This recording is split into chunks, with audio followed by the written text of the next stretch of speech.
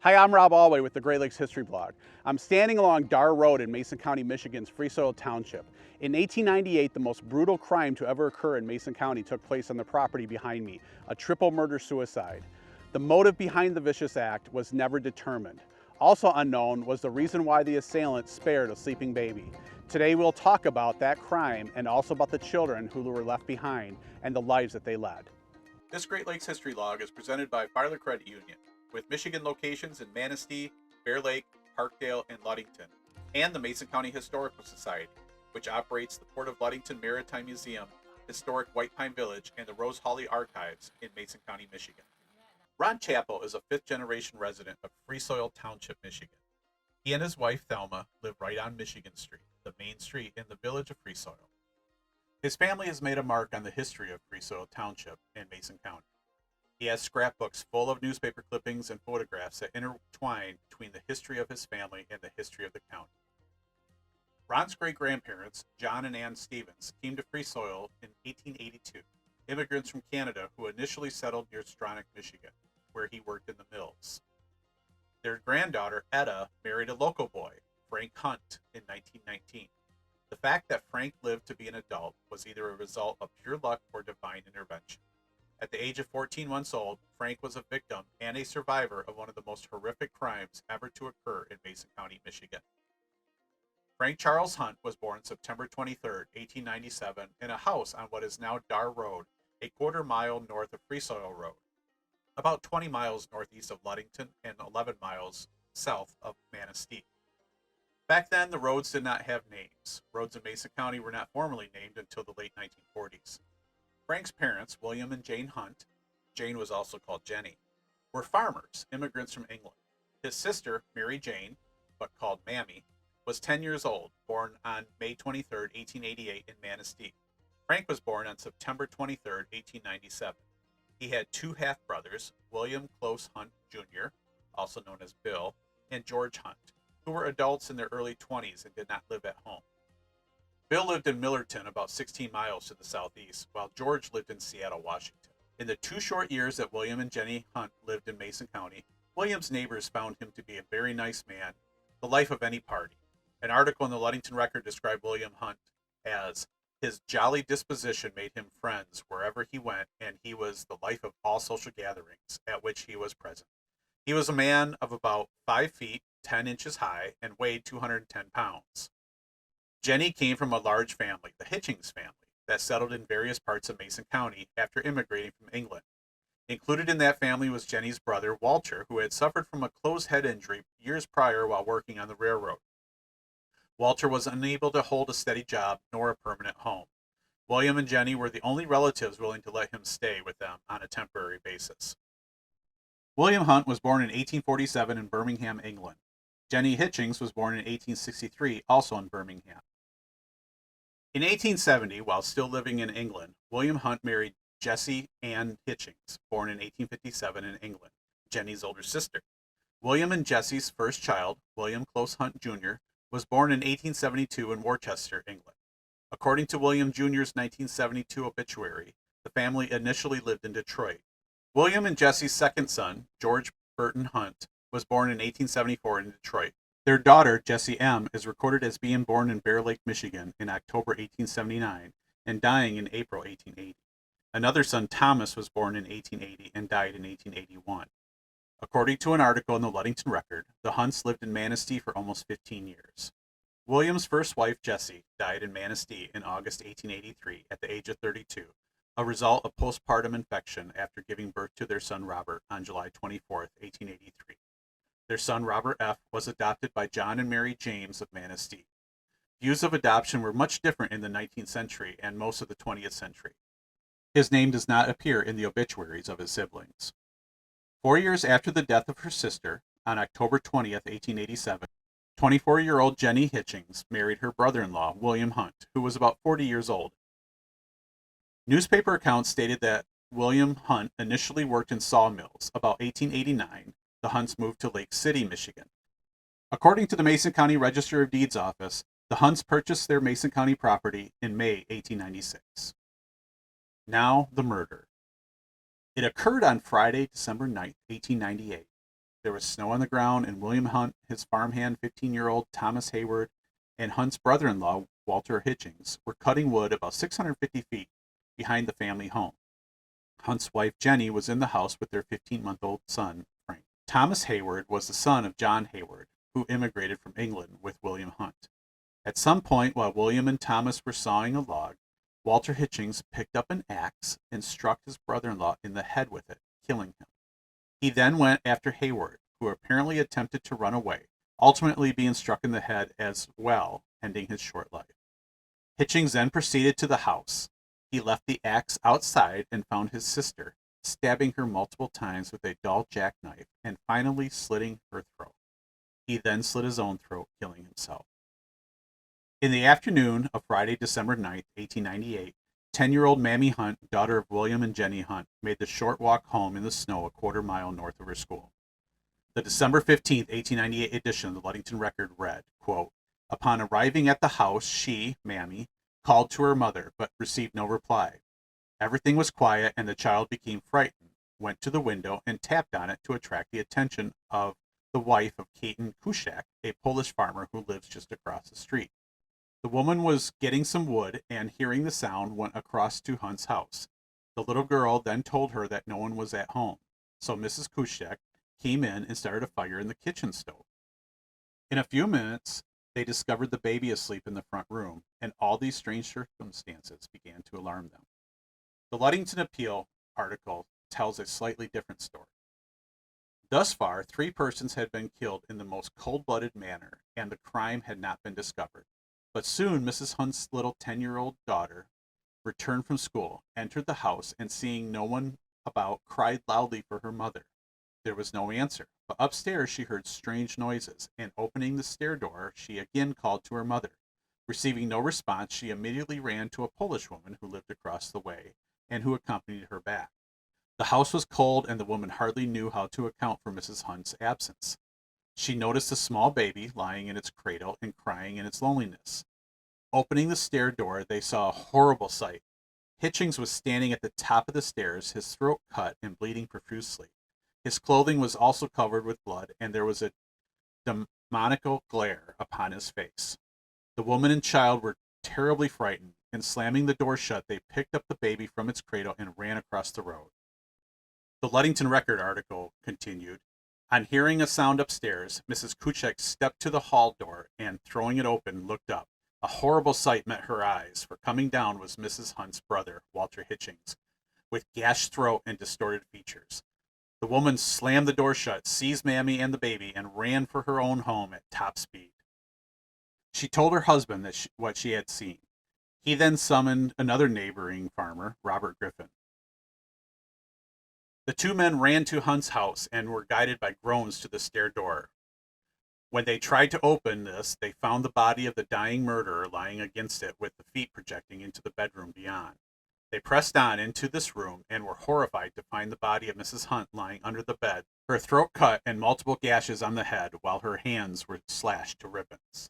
The neighborhood was immediately aroused, and as it was now quite dark and Hunt and the hired boy, Thomas Hayward, had not yet appeared, a searching party was organized and started for the woods back of the house. A dog belonging to the Hunts went with the party, and after a short time spent in searching, the men heard the dog howl. Guided by the sound, they hastened toward him and found him crouched beside a little mound of snow and brush near the edge of the woods. Lying in the snow were the bodies of William Hunt and 15-year-old Thomas Hayward, son of John Hayward, who had immigrated to the U.S. with William Hunt. The scene was gruesome. Both men were attacked and killed by Walter Hitchings with an axe, nearly decapitating both of them. The murderer tried to cover up the bodies with snow and brush. The Ludington Record stated a telegraph was sent by Deputy William Darr to Sheriff William Kimball in Ludington the next morning. It stated, "Hunt's wife's brother killed Hunt, his wife, and the hired man, and then himself." Sheriff Kimball was unable to go to Free Soil, so he sent Deputy Gardner and Prosecuting Attorney Gray, who took the 9:25 a.m. train from Ludington. They would have taken the Flint and Pere Marquette Railway train from Ludington to Walhalla and then north to Free Soil. It may have been a separate train heading north. Free Soil Village is located 2 miles east of the corner of Free Soil and Darr Roads, close to the murder scene.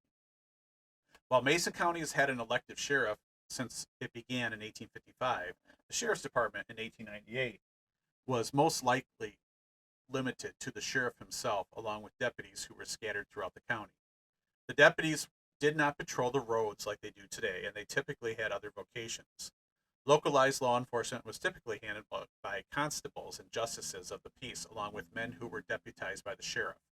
Murder investigations were handled by a coroner's jury, a body convened to assist a coroner in determining the identity of a deceased person and the cause of death, a system that goes back to medieval England and Wales. The coroner's jury was summoned by the justice of the peace and consisted of John Warr, D.A. Gilbert, F.E. Hyde, H.F. Guernsey, William Wrench, and August Krause. As it was then about 9 at night, the inquest was adjourned until the next morning, when the verdict rendered was that William Hunt, his wife, and the boy, Tom Hayward, had met death at the hands of Walter Hitchings, who subsequently killed himself, the Ludington Record article stated. The murderer.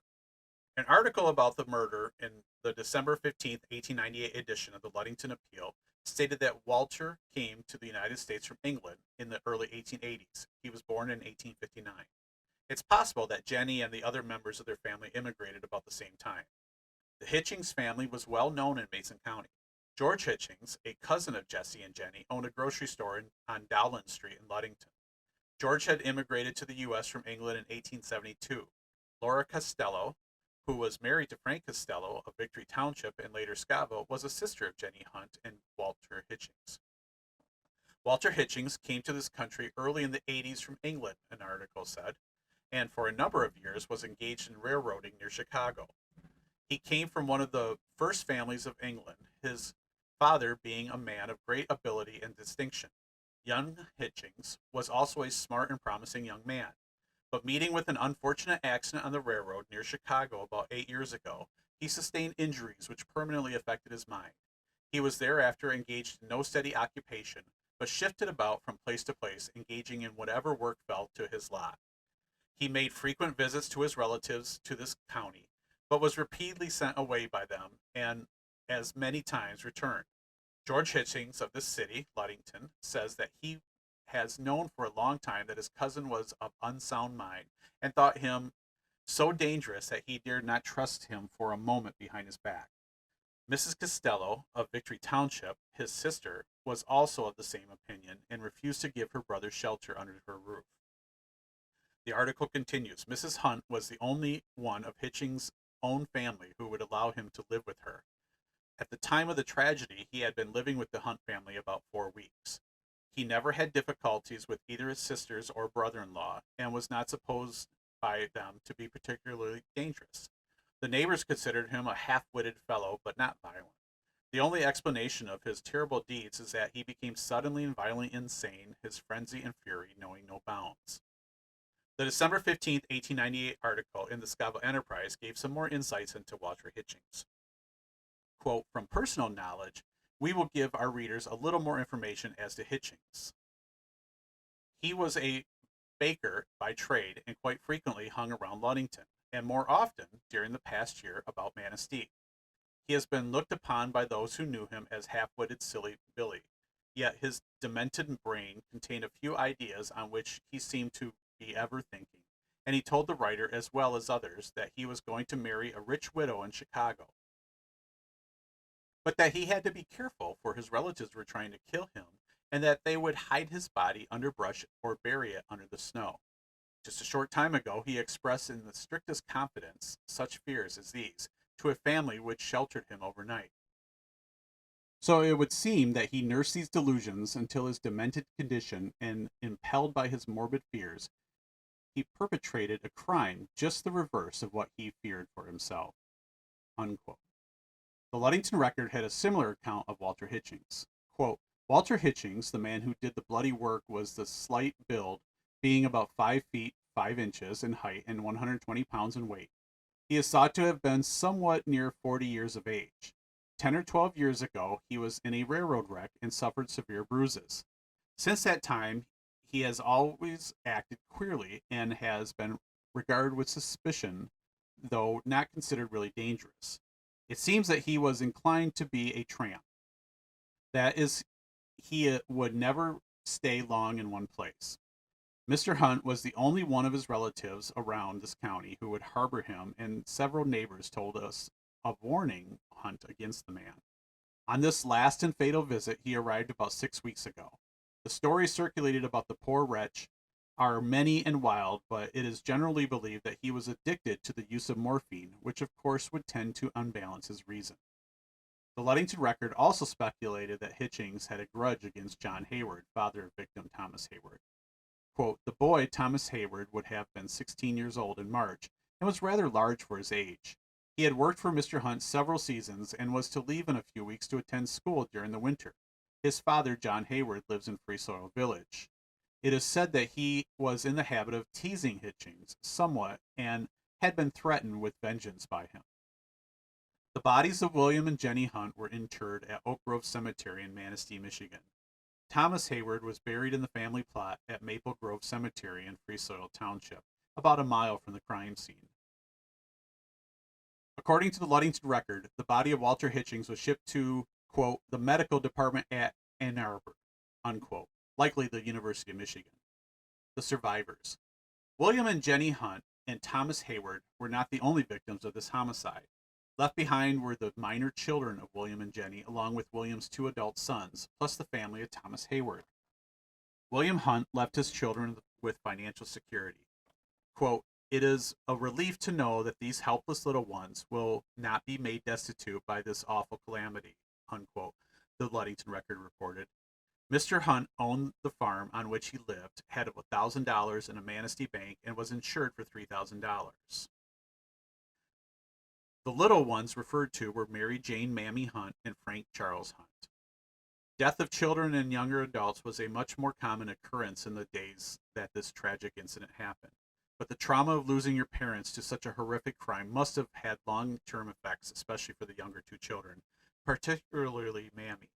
It's likely Frank had no memory of his parents since he was just a toddler. Regardless, he still had to live with the entire community knowing what had happened. Mammy was 10 years old, and Frank was 15 months old at the time of the murder. Following the death of their parents, David McEwen and his wife Martha moved from Ludington to the Hunt home in Free Soil Township to farm and raise the Hunt children. The McEwens had a daughter, Mary Alice, who was 5 years old when the family moved. The connection between the McEwens and the Hunts is not known and cannot be recalled by the living relatives. The McEwens never formally adopted Mammy and Frank, who kept their surname Hunt. Both David and Martha McEwen were from Ontario. They were married in 1870 in St. Lawrence, New York, and made their way to Ludington. Their move to Free Soil came rather soon after the homicide took place. A March 13, 1923 article in the Ludington Daily News discussed the McEwens' return to Free Soil after they had moved away to Saskatchewan, Canada, and British Columbia, Canada, in 1919, and mentioned that they had moved to Free Soil in 1898. At the age of 17 or 18, Mammy married Harold Harry Christensen Hansen in Manistee in 1905. Harry grew up on a farm in southwest Free Soil Township, likely near the Hunt McEwen farm, according to a March 17, 1919 Ludington Daily News article, which was announcing that Harry had returned to Free Soil on furlough from the Navy, which he had joined 14 years previously. Harold served on a torpedo boat during World War I, and by 1919 had reached the rank of lieutenant. According to the census and other historical documents, Mammy was living in Free Soil in 1910. In 1914, they lived in Virginia. In 1920, Great Lakes, Illinois. In 1921, San Pedro, California. 1923, Seattle, Washington. In 1930, Salt Lake City. Mammy and Harry were divorced sometime between 1930 and 1935. Mammy moved to Long Beach, California, where she lived the remainder of her life. The Hansons had one daughter, Madeline Dorothy Hanson Papp, who lived from 1914 to 1977. Mammy died on April 5, 1975 in Los Angeles at the age of 86, a month shy of her 87th birthday. Frank Charles Hunt, like his sister Mammy, attended Dar School. On December 4, 1919, he married Etta Beatrice Stevens. Frank and Etta had 3 daughters, Maxine, Eileen, and Carol. For the most part, Frank and Etta remained in Free Soil their entire lives, and their descendants continue to live in Free Soil, including grandson Ron Chappell, mentioned at the beginning of this article. Frank died on November 1, 1992 in Ludington at the age of 95. He is buried at Maple Grove Cemetery in Soil Township. George Burton Hunt was born on March 10, 1874 in Detroit, though his obituary stated he was born in Lake City, which isn't consistent with the family timeline. At an early age in adulthood, he moved to Seattle, Washington. He and his wife Della had 3 daughters, Joyce, Winifred, and Carol, and 4 sons, Delbert, Jack, Wilson, and Merwin. George died on May 10, 1948, at the age of 74. He was buried in a cemetery in Seattle. William Close Hunt, Jr., the oldest Hunt child, was born on January 3, 1872, in Worcester, England. At the time of the murder, newspapers reported that he had been in Millerton that day. Millerton was a settlement located in Sheridan Township near the Lake County line. On October 16, 1901, William married Letty Lizzie May Squires. They had a daughter, Leada Pearl Hunt, who was born in 1902 and died in 1904 to tuberculosis. William then married a woman named Elizabeth. They were divorced in December 1918, filed by her due to cruelty and non-support. According to William's obituary, he was employed at a shingle mill in the Upper Peninsula and then the Northern Lower Peninsula. His obituary only references the death of his first wife, Letty, and the death of their daughter. William died on September 28, 1972, at the age of 100 years old, just 4 months shy of 101. He spent his last years at Baywood Nursing Home in Ludington, Michigan, and is buried in Oak Grove Cemetery, Manistee, near his parents. When I wrote this article in 2024, Mason County Sheriff Kim Cole said he did not recall any other crime in Mason County's history that was so horrific as this one. On July 12, 1995, 97 years later, a double murder-suicide took place just 4 miles away from the Dar Road incident. Gary Madison, 42 years old, shot his wife, Nadine, 44, and their 21-year-old son, Brian. That crime also was among the most horrific in Mason County history, coincidentally in the same township. Thank you for tuning in to the Great Lakes History Log, a production of Salvo Points Media in partnership with Media Group 31 and its affiliate Mason County Press. All articles are written and researched by myself, Rob Allway, and are copyrighted.